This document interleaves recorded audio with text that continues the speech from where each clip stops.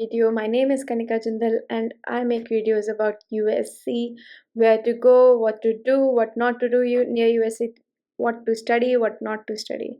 So today's video, as you read in the title, it's about housing options. Before we start the video, don't forget to subscribe, please, please, please. So the videos today is gonna be about housing options near University of Southern California, USC, and I'm going to tell you what are the options available, like what are the different kinds of housing options. In the previous video, I have already talked about where you can find those housing options, what sites to visit. You can go there and check it out.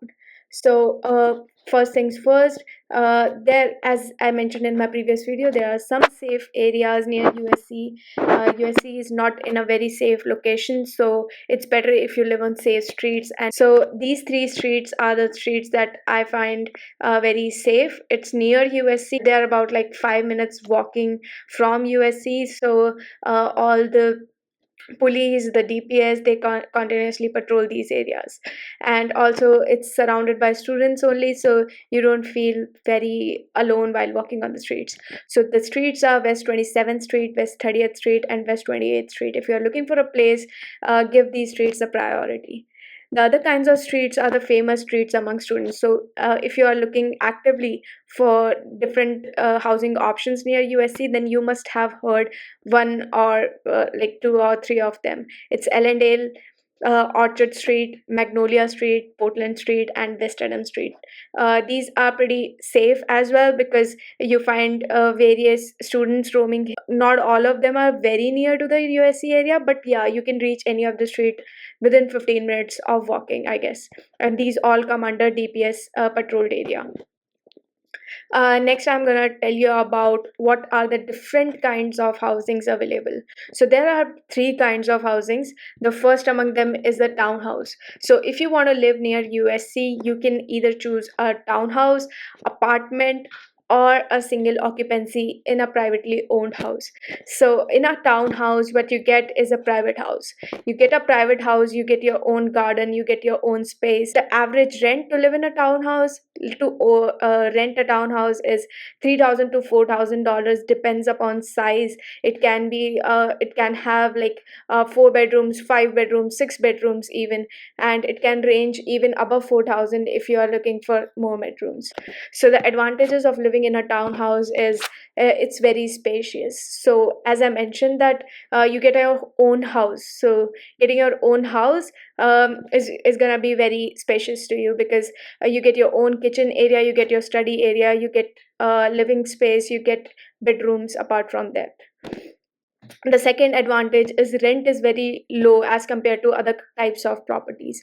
Because it's a private house, there is nobody else living there, it's just you and your friends. So rent is pretty low because there's no limit on number of people who can live in that house, and hence if you're comfortable with many people, then you can divide the rent. The third advantage is it's sometimes furnished. So there are properties available which are furnished as well. So you don't have to go to IKEA or Walmart or look for any other place for furnitures. The disadvantage that I see is, as I mentioned, there are three streets which are very safe: 27th, 30th, and 28th. There are very few options available on those streets for a townhouse, and a townhouse is not gated. So you have to take safety precautions on yourself. The second type of property is apartments. So apartments are society type of housing. There are like lot of units available in an apartment. The average rent of an apartment is 2,000 to 4,000 depending upon structure. What I mean by structure here is it a 1B, 1B, 1B, 2B, or a 2B, 2B. So the advantages that I see to live in an apartment is it's first of all it's gated. So if you are living near USC, you have to take safety precautions. Townhouse was not gated, so you had to take safety precautions yourself. Apartments are gated. That means they have society gate, and if somebody has to cross that gate, they have to have a key or a passcode. The second advantage that I see is there are a lot of options available for an apartment. So you can find apartment anywhere on any street and you'll find a lot of them. There are various kinds of options. It can be 1B, 1B, 1B, 2B, 2B, 2B, 3B, 3B. This is the next advantage that you have when you're choosing an apartment to live in. Next is it's very affordable, because if you're living in a 1B, 1B, you can either go 4 people in a 1B, 1B, or 5 people in a 2B, 2B, or 6 or 7 people in a 3B, 3B. So if you're gonna divide the rent among those people, then it's gonna cost you less. The disadvantage that I don't see any. I live in an apartment myself, and I don't see any disadvantage of living in an apartment. It's just that if you're sharing it with somebody, if you're not living in a studio apartment or a 1B, 1B, or if you don't want to share it with anybody, then the rent is gonna be high for you. Otherwise, it's awesome. The third kind of property is single occupancy. So it is also a private house, but you don't have to look for other people.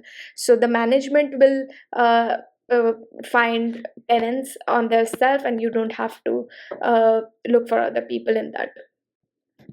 The average rent for a single occupant is around $1,000 to $2,500, depending upon amenities. So there are different kinds of perks of living in a single occupancy, and those are: you get your own private space, your own bathroom and bedroom. You don't have to share it with anybody.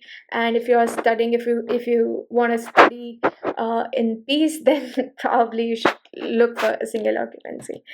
The second type of advantage is it's there are various options available for furnished units, and they have housekeeping services as well sometimes. So it's gonna cost you more, but furnished apartments, it's got furnished single occupancy is gonna cost you more.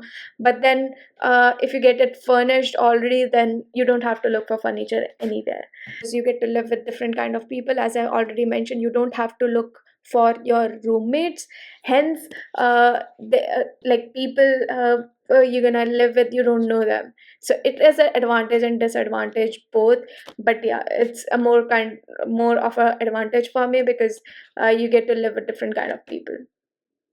the, the disadvantages that I see is it's not very affordable if your budget is low, and there are not many options available in the safe areas. A single occupancy. That's all for today's video. Don't forget to comment if you found it helpful. Subscribe, like, share. Fela do video ko. Thank you so much for watching this video. I'm gonna see you in the next.